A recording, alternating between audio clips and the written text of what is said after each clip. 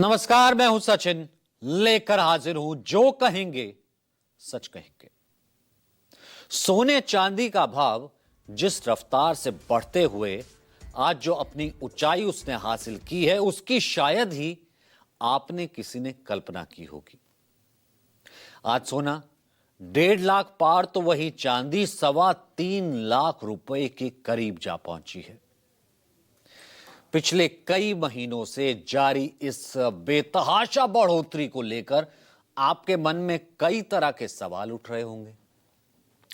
उन तमाम सवालों का जवाब आज हमने सोचा तलाशने की कोशिश करेंगे, अपने इस शो के माध्यम से आपको हम देने वाले हैं।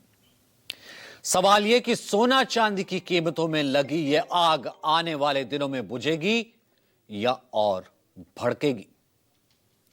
क्या आपके लिए सोना चांदी खरीदने का यह सही समय है? और अगर नहीं तो आपको कब गोल्ड सिल्वर में निवेश करना चाहिए? दूसरी स्टोरी उस सिस्टम से जुड़ी है हमारी जो सिर्फ अपने पक्ष में फैसला देने वालों को मानता है, जबकि खिलाफ में ऑर्डर देने वाले जजों का भी ट्रांसफर हो जाता है। यूपी के संभल के एसपी अनुज चौधरी के खिलाफ एफआईआर का आदेश देने वाले जज का क्यों हो गया तबादला? और क्या जब जजों के ट्रांसफर इस तरह से होंगे तो न्याय व्यवस्था प्रभावित नहीं होगी? तीसरी स्टोरी राजधानी दिल्ली के एक ऐसे रिहायशी इलाके की है जो मौजूदा वक्त में नर्क का रूप ले चुका है। सरकार का दावा दिल्ली को साफ और स्वच्छ बनाने का है, तो फिर सैकड़ों लोग क्यों गंदे नाले के बीच रहने को मजबूर हैं? आज इसी पर जो कहेंगे सच कहेंगे।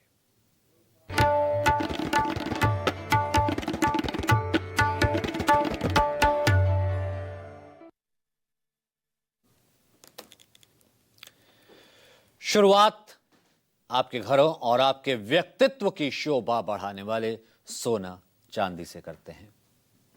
वो कहते हैं ना कि जिसके पास जितना सोना चांदी वो उतना धनवान। ये बात पहले भी शाश्वत सच था और आज भी पत्थर की लकीर की तरह है, क्योंकि आज जो सोना चांदी की कीमत है उसे जानने के बाद आप यकीनन खुद अपने आप से कहने लगेंगे कि काश हमारे पास भी ज्यादा से ज्यादा सोना चांदी होता। ये नहीं तो कम से कम इतना जरूर कहेंगे कि सोना चांदी अब हमारे बजट से बाहर हो गया है। दरअसल सोने चांदी के दाम हर दिन रिकॉर्ड तोड़ रहे हैं। आज लगातार तीसरे दिन अपने ऑल टाइम हाई पर है। 24 कैरेट सोने की कीमत आज 1,55,204 रुपए प्रति 10 ग्राम दर्ज की गई है। तोला कल ये 1,47,409 रुपए था, जबकि इससे पहले 19 तारीख को 1,46,390 रुपए प्रति 10 ग्राम थी। यानी महज 2 दिनों में ही सोने की कीमत में 8,814 रुपए का इजाफा हो गया। कैरेट के मुताबिक बात करें तो आज 24 कैरेट सोने का दाम जहां 1,55,204 है, वहीं 22 कैरेट का 1,42,167, 18 कैरेट का 1,16,403 और 14 कैरेट का 90,794।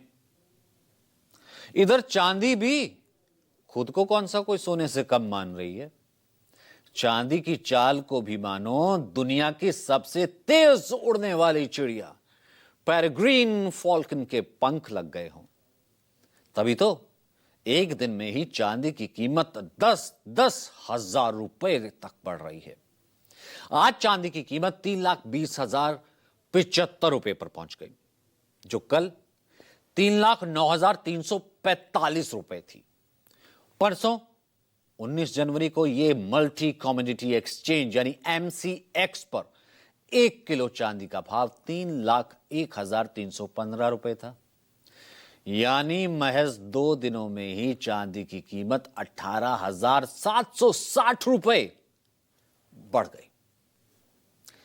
इस साल में जो अब तक बात करें तो 21 दिन बीते, 21 दिनों की, सोना 21,744 रुपए प्रति 10 ग्राम महंगा हो चुका है और इस साल के दिन इसकी कीमत 1,33,461 रुपए थी जब नया साल हुआ था।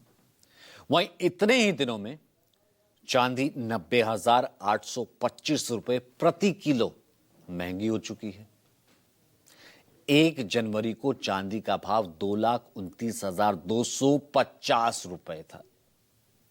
सोना और चांदी के दामों में यह लगातार बढ़ोतरी अपने आप में कई संकेत दे रही है।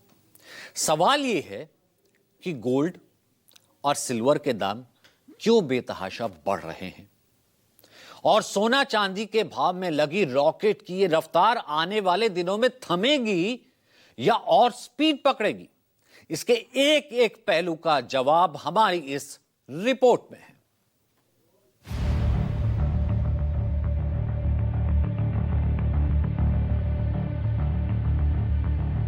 बढ़ रहा सोना, बढ़ रही चांदी, ना जाने कहां जाकर थमेगी इनकी कीमतों की आंधी। लेकिन इस बीच कई अहम कारण जरूर सामने आए हैं जिसकी वजह से सोना और चांदी के दाम लगातार बढ़ रहे हैं। आपको सबसे पहले गोल्ड के रेट में तेजी के 5 मुख्य कारण बताते हैं, जिसमें सबसे पहली वजह है ट्रंप की टैरिफ पॉलिसी। अमेरिकी राष्ट्रपति डोनाल्ड ट्रंप ने जिस तरह कई देशों पर बेतरतीब टैरिफ थोपा है, उससे यूरोपीय देश समेत तमाम वैश्विक बाजारों में अस्थिरता बढ़ गई है। और जब भी दुनिया में ट्रेड वॉर का खतरा बढ़ा है, निवेशक शेयर बाजार से पैसा निकालकर सुरक्षित निवेश यानी सोने की ओर भागते हैं। दूसरी वजह है ग्लोबल टेंशन और ग्रीनलैंड विवाद। डोनाल्ड ट्रंप ने जब से ग्रीनलैंड पर कब्जा करने की जिद और उससे पहले वेनेजुएला के राष्ट्रपति को उसके देश से उठाकर अमेरिका ले जाया गया, दुनिया कई खेमों में बंट गई, जिससे लगातार वॉर का टेंशन बढ़ रहा है। ऐसे हालात में ज्यादातर निवेशक अपना गोल्ड भंडार बढ़ाने में जुटे रहते हैं। तीसरा है रूस यूक्रेन जंग। इन दोनों देशों में पिछले कई साल से जारी युद्ध की वजह से दुनिया में लगातार तनाव बढ़ा है। लिहाजा निवेशक भविष्य में किसी भी तरह की खराब आर्थिक माहौल से निपटने के लिए सोने को सबसे सुरक्षित निवेश मानकर खरीद रहे हैं। चौथा है रुपए की रिकॉर्ड कमजोरी। भारत में सोने की कीमत केवल वैश्विक दरों पर नहीं बल्कि डॉलर रुपया एक्सचेंज रेट पर भी निर्भर करती है। आज रुपया डॉलर के मुकाबले रिकॉर्ड 91.10 के ऑल टाइम लो पर है। जानकारों की माने तो रुपए की कमजोरी की वजह से अंतर्राष्ट्रीय स्तर पर खरीदे जाने वाले सोने की लेंडिंग कॉस्ट भारत में बहुत महंगी हो गई है, जिससे घरेलू बाजार में कीमतें 1.5 लाख के पार निकल गई। पांचवी वजह है सेंट्रल बैंकों की खरीदारी। दुनिया भर के केंद्रीय बैंक जैसे भारत का आरबीआई अपने विदेशी मुद्रा भंडार को सुरक्षित रखने के लिए सोने का स्टॉक बढ़ा रहा है। इसी तरह चीन जैसे देश अपने रिजर्व बैंक में सोना भर रहे हैं। ये साल भर में 900 टन से ज्यादा खरीदारी कर रहे हैं, इसलिए दाम ऊपर जा रहे हैं। वर्ल्ड गोल्ड काउंसिल के आंकड़ों के मुताबिक 2025 में रिकॉर्ड खरीदारी के बाद 2026 की शुरुआत में भी सेंट्रल बैंकों की मांग मजबूत बनी हुई है, जिससे सप्लाई कम और डिमांड ज्यादा होने के कारण कीमतें बढ़ रही हैं। तो क्या इस पर लगाम नहीं लगेगी? क्या सोने की कीमतों में अभी कमी नहीं आएगी? क्या सोने के दाम अभी और बढ़ेंगे? इसका जवाब देश के जाने माने अर्थशास्त्री शरद कोहली से सुनिए। सोने के दाम में करेक्शंस आती दिखेंगी, परंतु सोना मुझे यहाँ से बहुत ठोस तरीके से आगे बढ़ता दिख रहा है। हालांकि इसमें हमें ये नहीं भूलना चाहिए कि कुछ स्पेकुलेटिव प्राइस में एलिमेंट भी है, यानी कि कुछ सट्टेबाजी का भी इसमें अंश है, जो इसको बार बार प्रॉफिट बुकिंग आने पर मजबूर करता है और जिससे सोने की कीमत बीच बीच में करेक्शन होती दिखती है। जी हाँ, एक करेक्शन आ सकती है अगर ये परिस्थितियां यहाँ से बदलती हैं, यानी कि जो जियो पॉलिटिकल और जियो इकोनॉमिक सिचुएशन यहाँ से कुछ सुधार दिखाई देता है तो कुछ प्रॉफिट बुकिंग सोने में आ सकती है, पर बहुत बड़ी गिरावट की मुझे सोने में यहाँ से उम्मीद नहीं दिखाई देती है। आने वाले समय में ये सारे कारण मुझे यहाँ से और बिगड़ते दिखते हैं। इसका मतलब सोने की कीमत और ऊपर जाती मुझे यहाँ से लंबे अवधि में दिखाई दे रही है। जानकार तो यहां तक मान रहे हैं कि अगर अमेरिकी टैरिफ और मध्य पूर्व में तनाव और बढ़ता है तो सोना 2026 में ही 2 लाख रुपए प्रति 10 ग्राम तक पहुंच सकता है। यही हाल चांदी का भी है। जानकारों की माने तो बहुत जल्द चांदी 4 लाख रुपए प्रति किलो तक जा सकती है। इसके पीछे भी कई अहम कारण हैं। यहां भी सबसे पहला कारण ट्रंप की टैरिफ नीति है। टैरिफ की वजह से मैक्सिको जैसे चांदी के सबसे बड़े उत्पादक देश दुनिया में अपनी चांदी की सप्लाई नहीं कर पा रहे हैं, जबकि अमेरिकी कंपनियां चांदी का भारी स्टॉक जमा कर रही हैं। इससे ग्लोबल सप्लाई में कमी आई है, जिससे कीमतें ऊपर चढ़ी हैं। दूसरी वजह है मैन्युफैक्चरर होड़। चांदी का प्रोडक्शन रुकने के डर से सभी निवेशक पहले से ही इसे खरीदने में जुट गए। तीसरा और सबसे अहम वजह है industrial demand. Solar panel, electronics और इलेक्ट्रिकल व्हीकल में भारी मात्रा में चांदी का इस्तेमाल होता है। यानी चांदी अब सिर्फ ज्वेलरी नहीं बल्कि जरूरी कच्चा माल भी बन गई है। लिहाजा ऐसे हालात में सप्लाई कम होने और डिमांड बढ़ने की वजह से चांदी लगातार अपनी तेजी दिखा रही है और इस वजह से आने वाले महीनों में भी तेजी बनी रहेगी। चांदी में जो इस तरह से इंपोर्ट बंद हो गया है, उसकी वजह से यहाँ हिंदुस्तान में 1-2 माइंस है जहाँ से चांदी आती है, बाकी चांदी हम इंपोर्ट करते हैं। तो इस तरह से इंपोर्ट में कटौती हो गई है। चांदी नेचुरली हम चांदी आएगी कहाँ से? चांदी का ऑर्नामेंट्स में भी यूज होता है, ईवीएम मशीन में यूज होता है, सोलर सिस्टम में यूज होता है। चांदी के यूज बहुत सारे हैं, इसलिए चांदी आगे भी बढ़ेगी। सेमको सिक्योरिटीज के मुताबिक टेक्निकल ब्रेकआउट और मजबूत वैश्विक संकेतों के आधार पर चांदी की कीमतें 3,94,000 प्रति किलो के स्तर को भी छू सकती हैं। वहीं दूसरे एक्सपर्ट के मुताबिक ग्रीन एनर्जी की बढ़ती मांग और अमेरिकी ब्याज दरों में कटौती से चांदी $100 प्रति औंस यानी करीब 3.5 लाख से 4 लाख रुपए तक पहुंच सकती है। एक रिपोर्ट के मुताबिक जापानी सरकार बॉन्ड्स में मंदी आने से निवेशकों ने सुरक्षित विकल्प के तौर पर सोने चांदी में निवेश बढ़ाया। इससे भी कीमतों को अतिरिक्त समर्थन मिला। ऐसे में आने वाले दिनों में सोना और चांदी दोनों की कीमतें आपको हैरान कर सकती हैं। तो ये तो कारण है, लेकिन एक रिसर्च बताती है कि सिर्फ 2025 में ही सोना चांदी के दामों में रिकॉर्ड तोड़ बढ़ोतरी हुई है। पिछले साल यानी 2025 में सोने की कीमत 57,033 रुपए यानी 75% ज्यादा बढ़ी है। 31 दिसंबर 2024 को 10 ग्राम 24 कैरेट सोना 76,162 रुपए का था, जो 31 दिसंबर 25 को 1,33,195 रुपए हो गया था। अब इस तरह चांदी का भाव देखें तो इस दौरान 1,44,403 रुपए यानी 167% ये बढ़ा है। 31 दिसंबर 2024 को 1 किलो चांदी की कीमत 86,017 रुपए थी, जो 2025 के आखिरी दिन 2,30,420 रुपए प्रति किलो हो गई। अब इस बढ़ोतरी का असर ज्वेलरी दुकानों पर क्या पड़ा है, क्या कुछ इंपैक्ट है, सुनिए।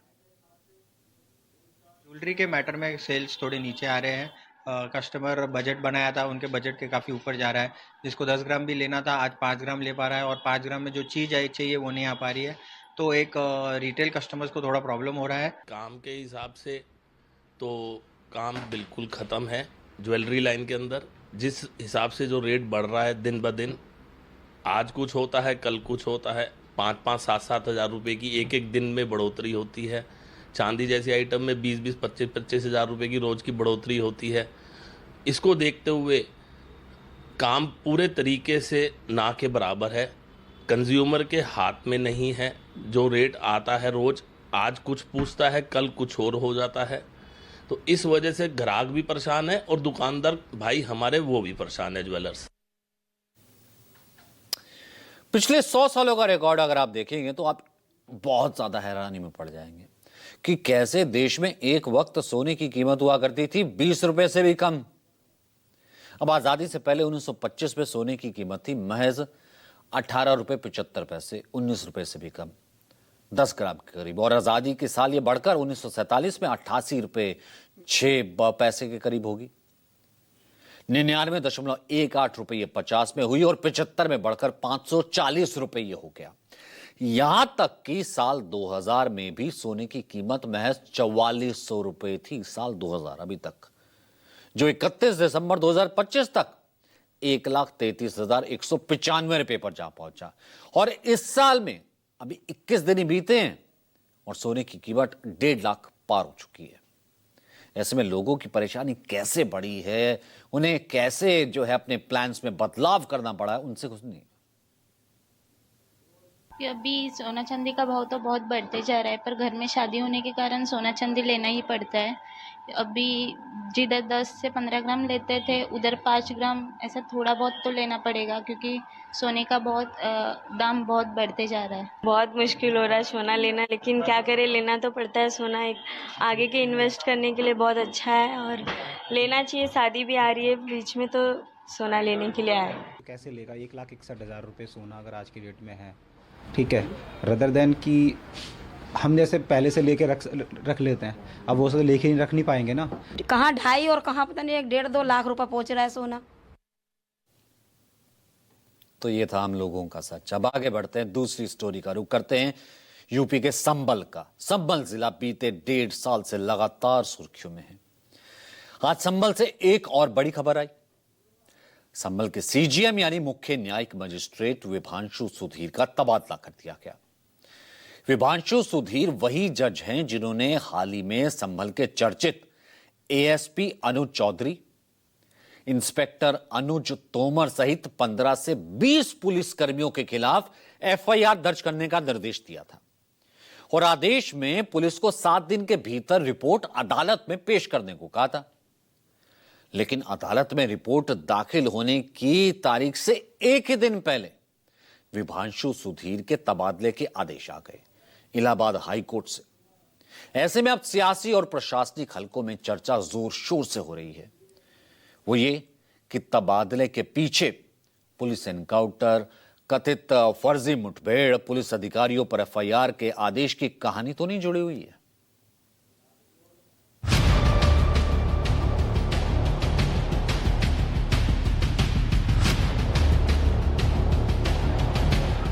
यूपी के संभल में बीते 1.5 साल से एक ऐसा दंगल शुरू हुआ है कि थमने का नाम नहीं ले रहा। पहले मस्जिद मंदिर के दावों को लेकर लड़ाई कोर्ट तक पहुंची, बाद में संभल में हिंसा भड़की और अब 1 साल बाद भी संभल में सब कुछ मंगल नहीं है। बीते 1 हफ्ते से संभल पुलिस और न्यायपालिका आमने सामने है और मंगलवार देर रात आए इलाहाबाद हाई कोर्ट के एक फैसले ने इसे और हवा दे दी। इलाहाबाद हाई कोर्ट ने प्रदेश भर में 14 न्यायिक अधिकारियों के तबादले किए हैं, जिसमें एक नाम संभल के सीजीएम विभांशु सुधीर का भी है। सीजीएम विभांशु सुधीर ने हाल ही में संभल हिंसा के एक पीड़ित की याचिका पर सुनवाई करते हुए एक बड़ा आदेश दिया था। आदेश में उन्होंने संभल के एएसपी अनुज चौधरी, इंस्पेक्टर अनुज तोमर सहित 15 से 20 पुलिस कर्मियों के खिलाफ एफआईआर दर्ज करने के निर्देश दिए थे। साथ ही आदेश में पुलिस को 7 दिन के भीतर रिपोर्ट अदालत में पेश करने के लिए कहा था और इस आदेश की मियाद 22 जनवरी तक थी। लेकिन पुलिस कोर्ट में जवाब देती उससे एक दिन पहले ही सीजीएम विभांशु सुधीर का तबादला कर दिया गया। अब उन्हें सुल्तानपुर भेज दिया गया है और उनका डिमोशन कर सिविल जज सीनियर डिवीजन का पद दिया गया है। संभल में वकील और न्यायिक अधिकारी सड़कों पर प्रदर्शन करते नजर आए। सीजीएम के तबादले के बाद वकीलों का गुस्सा फूट पड़ा। इस दौरान वकीलों ने सीजीएम साहब को वापस लाओ के नारे लगाए।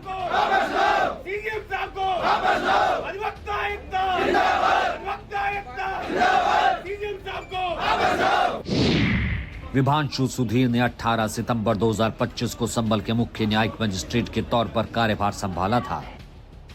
उन्होंने कार्यभार संभालने के कुछ ही महीनों बाद ऐसे फैसले दिए जिनसे पुलिस महकमे में खलबली मच गई।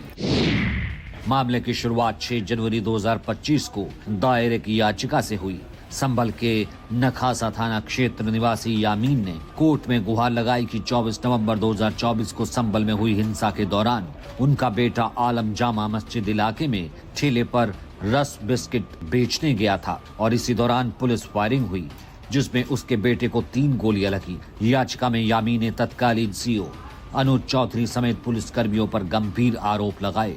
इस याचिका पर सुनवाई के बाद 9 जनवरी 2026 को सीजीएम विभांशु सुधीर ने एएसपी अनुज चौधरी, इंस्पेक्टर अनुज तोमर सहित 15 से 20 पुलिसकर्मियों के खिलाफ एफआईआर दर्ज करने का निर्देश दिया। सीजीएम विभांशु इससे पहले भी पुलिस के खिलाफ कड़ा रुख अपना चुके हैं। 24 दिसंबर 2025 को उन्होंने करीब 3 साल पुराने एक मुठभेड़ मामले में तत्कालीन बहजोई थाना प्रभारी पंकज लवानिया, 4 इंस्पेक्टर और 2 दरोगा समेत 13 पुलिसकर्मियों पर फर्जी एनकाउंटर का केस दर्ज करने का आदेश दिया था और पुलिस से 3 दिन के भीतर रिपोर्ट मांगी थी। सीजीएम के इन आदेशों के बाद पुलिस महकमे में बेचैनी थी और पुलिस प्रशासन खुलकर सामने आ गया। सीजीएम विभांशु का आदेश पुलिस विभाग की आंख में कितना खटका, इस बात का अंदाजा पुलिस के इस बयान से लगा लीजिए कि पुलिस ने साफ कह दिया कि पुलिस अधिकारियों पर एफआईआर करने की जरूरत नहीं है। एसपी कृष्णा बिश्नोई ने कह दिया कि पहले इस मामले में जुडिशियल इंक्वायरी हो चुकी है, उसमें पुलिस कार्रवाई सही पाई गई थी और सीजीएम के आदेश को हाईकोर्ट में चुनौती देंगे। लेकिन अब विभांशु सुधीर के तबादले के बाद इस मामले पर सियासत और तेज हो गई है। मुझे उम्मीद है उसमें सुप्रीम कोर्ट, हाई कोर्ट अपने आप स्वयं संज्ञान लेगा। लेकिन सुप्रीम कोर्ट और हाई कोर्ट स्वयं संज्ञान लेगा और मैं समझता हूँ देश के जितने भी बुद्धिजीवी लोग हैं और जो जजेस लोग हैं वो स्वयं संज्ञान इस बात को लेंगे। ये हमारे और आपकी चर्चा की बात नहीं है। देश का लोकतंत्र है, जो विधायिका, कार्यपालिका, न्यायपालिका, मीडिया, माननीय उच्च न्यायालय का रूटीन प्रक्रिया है, इस पर कोई राजनीतिक बयान नहीं होना चाहिए। और सीजीएम विभांशु सुधीर का सिर्फ ट्रांसफर नहीं हुआ बल्कि डिमोशन कर दिया गया। संभल के सीजीएम विभांशु सुधीर का तबादला, अब सुल्तानपुर के सिविल जज सीनियर डिविजनर होंगे विभांशु सुधीर। विभांशु को साल 2013 में पहली बार सुल्तानपुर में पोस्टिंग मिली थी। एटा, मुरादाबाद, चंदौली, गाजियाबाद, ललितपुर, आगरा में वो तैनात रहे। 14 साल के करियर में 16वीं पोस्टिंग होगी उनकी। संभल में बस 5 महीने वो टिक पाए सीजीएम विभांशु सुधीर, और अब उनकी जगह उनके जूनियर आदित्य सिंह संभल के नए सीजीएम होंगे। आदित्य सिंह पहले से ही संभल में पद पर थे। आदित्य सिंह सिविल जज सीनियर डिवीजन है, विभांशु सुधीर से 5 साल जूनियर है। आदित्य सिंह ने ही 19 नवंबर 2024 को संभल की सदर शाही जामा मस्जिद पर बड़ा फैसला दिया था। फैसला यह कि याचिका में मस्जिद के हरिहर मंदिर होने का दावा किया गया था, जिसके बाद उसी शाम सर्वे के लिए टीम जामा मस्जिद पहुंच गई थी। ऑर्डर दिया था। 24 नवंबर 2024 को सर्वे के लिए टीम को देख करके लोग बेकाबू हो गए थे और उसके बाद ये पूरा प्रकरण स्टार्ट हुआ था, हिंसा हुई थी। अब आगे बढ़ते हैं। अब आपको तीसरी स्टोरी एक ऐसी तस्वीर की दिखाती है जो है आलीशान दिल्ली से जुड़ी, देश की राजधानी, जिसे देख करके आप मानने से इनकार कर देंगे कि दिल्ली की है ये तस्वीर। ये तो नर्क की तस्वीर है, ऐसी कोई तस्वीर हो सकती है? तो इस वक्त ये जो तस्वीर चल रही है, मैं कहूंगा पूरी टीवी स्क्रीन पर आपको दिखाई जाए। ये दर्शकों के लिए देखना जरूरी है जो खुद को कहते हैं प्राउड दिल्लीहाइट, यानी कि प्राउड दिल्ली वाली। ये तस्वीर देखिए, ये ड्रोन शॉट से देखिए। सोचिए क्या दिल्ली में ऐसी कोई जगह हो सकती है? ये किराड़ी इलाका है, मुबारकपुर डबास, और ये चारों तरफ ये जो पानी नजर आ रहा है ये है सीवर का पानी, गटर का पानी, इकट्ठा हुआ पानी, कीचड़। शर्मा एन्क्लेव, मुबारकपुर डबास की ये तस्वीर है। अब दिमाग पर जोर डालिए, दिल्ली में आपने देखी है ऐसी कोई जगह हो सकती है? देश की राजधानी में ये तस्वीर यहीं की है। किराड़ी विधानसभा इलाका है।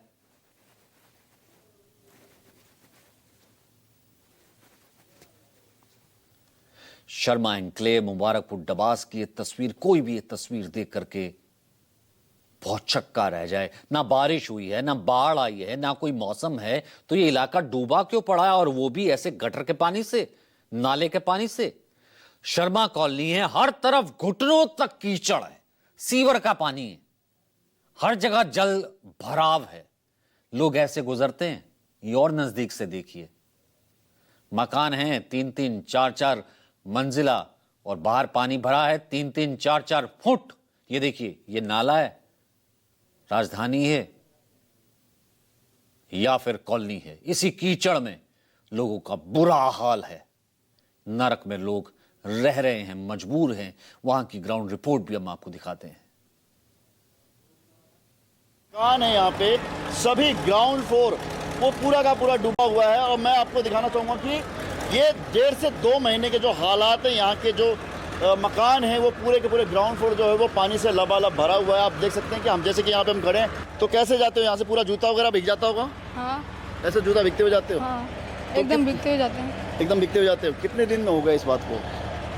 4 महीने 5 महीने तो हो चुके हैं, 5 महीने से ज़्यादा ही हो चुके हैं। लगभग कितने टाइम से यहाँ के जो हालात हैं ये प्रॉपर जो पानी भरा हुआ 8 से 9 महीने हो गए। 8 से 9 महीने हो गए। हाँ जी। विधायक कौन है यहाँ से, किस पार्टी से हैं? अनिल जावस, आम आदमी पार्टी। आम आदमी पार्टी से। जो ग्राउंड फ्लोर है उस पर कोई रह भी नहीं रहा, ऐसा भी है? हाँ, खाली पड़े हुए, पानी भरा हुआ है। पानी भरा हुआ है। बच्चे वगैरह से भी परेशान हो रहे हैं। बच्चे परेशान है, स्कूल जा नहीं पा रहे हैं। कितने दिनों से हालात हैं यहाँ पे? यहाँ से ये प्रॉपर जो ज़्यादा पानी हुआ है ये 1 से 1.5 महीना है। जो इन्होंने पीछे पानी निकलता था वो बंद कर दिया बिल्कुल, और सारा उल्टा कूड़ा जो डाल रहे हैं ये ऐसे डाल रहे हैं, सारा कॉलोनी में पानी आ रहा है। लगभग 1 से 1.5 महीने का बता रहे हैं कि ये समय हो गया है। यहाँ के लोग जिस तरह का नरकीय जीवन जी रहे हैं, आप ये देख सकते हैं मेरे पीछे।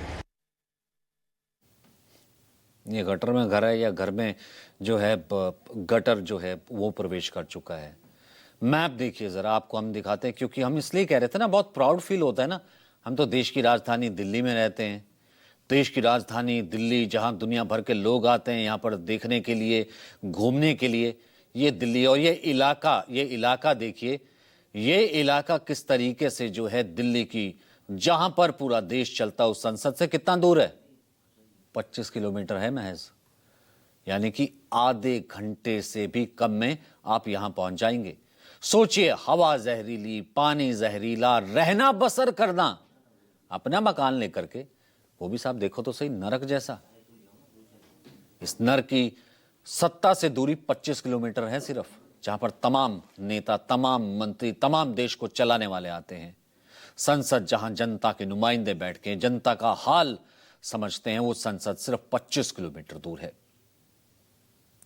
और जो तमाम वीआईपीज इलाके हैं वो भी आसपास हैं। जिस विधानसभा में किराड़ी के आम आदमी पार्टी विधायक हैं अनिल झा वत्स, यहां के लोगों की आवाज उठाते हैं, वो विधानसभा जाते हैं, विधायक हैं।